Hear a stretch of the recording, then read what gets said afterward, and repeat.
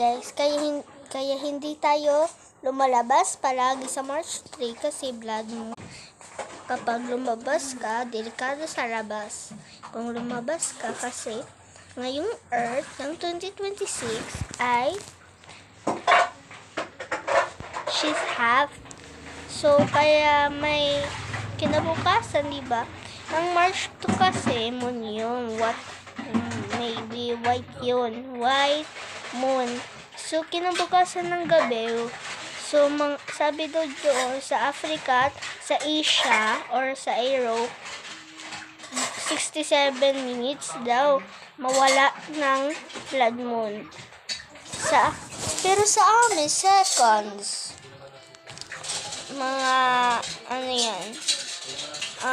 61 seconds. Binidyo ko nga pero hindi ako makakasend kasi walang wifi. Naka-video lang kasi ako. At basta guys, ingat lang kayo sa huwag kayo lalabas kapag may nangyayari sa moon. Sa April 2 naman, pink moon.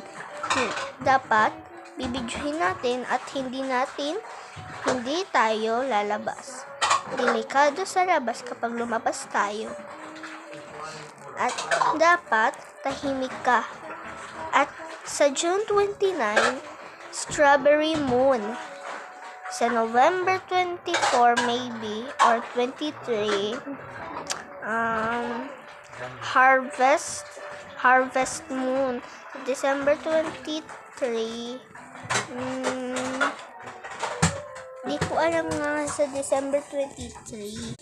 So kapag magandang panahon, 'di ba? May moon, guys, 'di ba? White moon. Sa April 2, kinakabahan talaga ako. Yung favorite kong color pink. Naka-pink na ako ngayon. So delikado. Thank you for watching, for listening for me.